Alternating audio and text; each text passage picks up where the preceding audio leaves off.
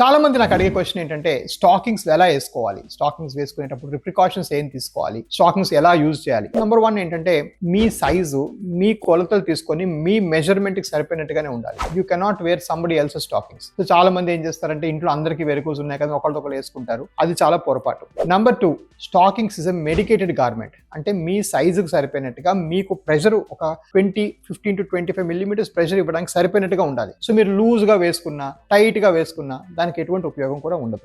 Number 3, high quality బ్రాండ్సే వాడాలి. కొన్ని very cheap బ్రాండ్స్లో ఏంటంటే ప్రెషర్ కన్సిస్టెంట్గా ఉండదు. సో మీకు ఇంత ఒత్తిడి రాదు దానివల్ల. సో ప్రెషర్ ఉండకపోవడం వల్ల మీకు ఆ సాక్స్లు ఏమాత్రం పనిచేయవు. సో హై క్వాలిటీ సిగ్వారిస్, జాబ్స్ట్ ఇట్లాంటి కంపెనీసే మీరు వాడాలి. You should not use bad companies of stockings. 4th thing, ఈ స్టాకింగ్ అనేది మీ అవసరం బట్టి రోజంతా వేసుకోవాలి. ఎలాగో కొన్ని సాక్సెస్ ఏంటంటే మీకు నైట్ కూడా వేసుకోవడానికి ఇస్తాం.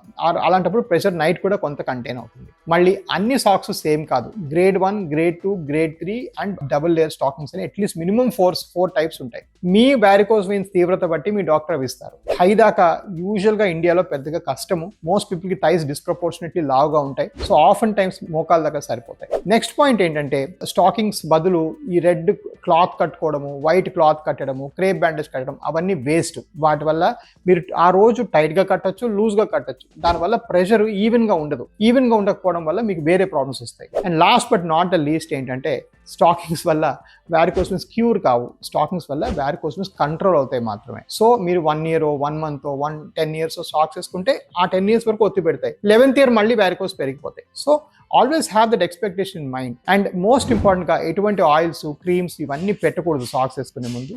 మాక్సిమం కాలు మంచిగా వాష్ చేసుకొని కొంచెం పౌడర్ వేసుకుంటే సరిపోతుంది.